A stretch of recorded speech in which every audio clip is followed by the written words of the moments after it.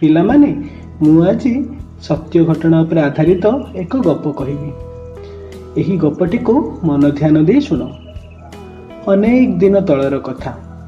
ଗୋଟିଏ ଲୋକ ଗୋଟିଏ ଗାଁରେ ବାସ କରୁଥିଲେ। ସେ ଗଣିତ ଉପରେ ବହୁତ ଗବେଷଣା କରୁଥିଲେ।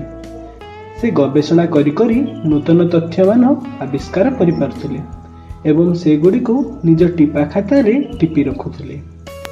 ସେତେବେଳେ ତ ଏତେ ସ୍କୁଲ ଓ କଲେଜ ନଥିଲା। ଏହି କାରଣରୁ ସେ ଆବିଷ୍କାର କରିଥିବା ଗଣିତ ଜ୍ଞାନ ସବୁ ଲୋକମାନଙ୍କ ପାଖରେ ପହଞ୍ଚି ପାରୁନଥିଲା। ସେ ସିନା ଶିଖାଇବାକୁ ଚାହୁଁଥିଲେ, ହେଲେ ଶିଖିଲା ବାଲା ତ ନଥିଲେ।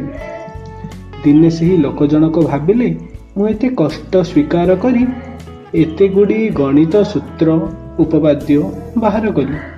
ଯଦି ଏସବୁ କେହି ନ ପଢ଼ିବେ, ନ ଜାଣିବେ, ତେବେ ଦିନେ ନା ଦିନେ ତ ତାହା ଲୋପ ପାଇଯିବ ଆଉ ମୋ ଗବେଷଣା ଗୁଡ଼ିକ ବୃଥା ହୋଇଯିବ।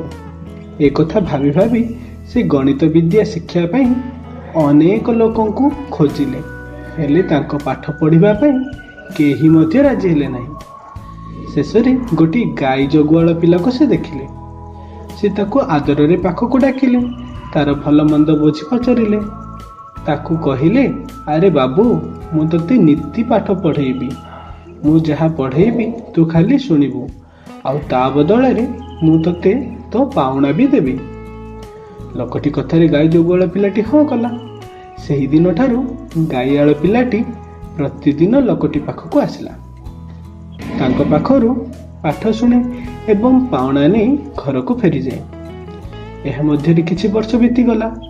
ଲୋକ ଜଣକ ଟିପି ରଖିଥିବା ସବୁତକ ପାଠ ସେହି ଗାଈ ଜଗୁଆଳ ପିଲାଟିକୁ ପଢ଼ାଇ ଦେଲେ। ସେ ପଢ଼ାଇ ସାରିଲା ପରେ ସେ ପିଲାଟିକୁ କହିଲେ, ବାବୁରେ, ମୋ ପଢ଼ାଇବା କାମ ତ ସରିଗଲା, ତୋ କାମ ବି ସରିଲା, ଏଣିକି ତୁ ଆଉ ଆସିବୁ ନାହିଁ। ପିଲାଟି ଗୁରୁଙ୍କ ଠାରୁ ଏମିତି କଥା ଶୁଣିଲା ଏବଂ ତା ମନ ଦୁଃଖରେ ଭାଙ୍ଗି ପଡ଼ିଲା। ସେ ନେହୁରା ହୋଇ କହିଲା, ଗୁରୁଜୀ, ଆପଣ ମୋତେ ମନା କରନ୍ତୁ ନାହିଁ। ମୋ ପାଉଣା ମୋତେ ନ ଦିଅନ୍ତୁ ପଛକ, ମୁଁ ଆପଣଙ୍କ ଠାରୁ ଆଉ ପାଠ ପଢ଼ିବି। ପିଲାଟିର ପଢ଼ିବା ଆଗ୍ରହ ଦେଖି ଗୁରୁ ତାକୁ ମନା କରିପାରିଲେ ନାହିଁ। ଗୁରୁ ମନେ ମନେ ଭାବିଲେ, ଏ ହେଉଛି ଅସଲ ଶିକ୍ଷା। ଏହି ପିଲାଟିର ପଢ଼ିବା ନିଶା ଅଛି, ତେଣୁ ସେ ତାକୁ ପଢ଼ିବାକୁ ଅନୁମତି ଦେଇଦେଲେ। ପୂର୍ବ ପରି ପିଲାଟି ଆସି ଗୁରୁଙ୍କ ପାଖେ ବସି ପଢ଼ିବାକୁ ଲାଗିଲା। ଗୁରୁ ପିଲାଟିର ପାଠ ପଢ଼ାର ଏକାଗ୍ରତା ଦେଖି ଆଶ୍ଚର୍ଯ୍ୟ ହୋଇଗଲେ। ପିଲାଟି ଶେଷରେ ଜଣେ ନାମକରା ଗଣିତଜ୍ଞ ରୂପେ ଖ୍ୟାତି ଲାଭ କଲା।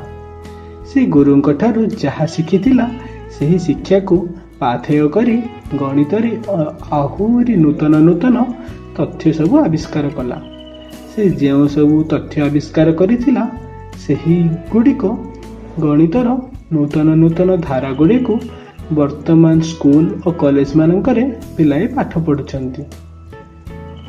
ଏହି ଗାଈ ଜଗୁଆଳରୁ ଗଣିତଜ୍ଞ ହୋଇଥିବା ଏହି ପିଲା ଜଣଙ୍କ କିଏ ଜାଣିଛ ପିଲାମାନେ? ସେ ହେଉଛନ୍ତି ପିଥାଗୋରସ୍। ତ ପିଲାମାନେ, ଗପଟି ତ ଶୁଣିଲ। ଏହି ଗପରୁ ଆଜି ଆମେ କ'ଣ ଶିକ୍ଷା ଲାଭ କଲେ? ଆଜି ଆମେ ଶିଖିଲେ ଯେ ଦୁନିଆରେ ପାଠପଢ଼ା ଠାରୁ ଅନ୍ୟ କି କୌଣସି କାମ ବଡ଼ ନୁହେଁ। ଯଦି ତୁମେ ମନ ଧ୍ୟାନ ଦେଇ ପାଠ ପଢ଼ିବ, ତାହେଲେ ଭବିଷ୍ୟତରେ ତୁମେ ବହୁତ ବଡ଼ ମଣିଷଟିଏ ହେଇପାରିବ। ଆମ ରାଜ୍ୟ ଦେଶର ନାଁଟିଏ ରଖିବ। ତ ପିଲାମାନେ, ଚାଲ ଆଜିଠାରୁ ଆମେ ଶପଥ ନେବା, ମନ ଧ୍ୟାନ ଦେଇ ପାଠ ପଢ଼ିବା ଏବଂ ବଡ଼ ହୋଇ ଆମ ପରିବାର, ଆମ ରାଜ୍ୟ ଏବଂ ଆମ ଦେଶର ନାମକୁ ଗୌରବ କରିବା। ତ ପିଲାମାନେ, ବର୍ତ୍ତମାନ ମୋତେ ବିଦାୟ ଦିଅ। ପୁଣି ଆସିବି ମୁଁ ଅନ୍ୟ ଏକ ଭିଡ଼ିଓ ନେଇ।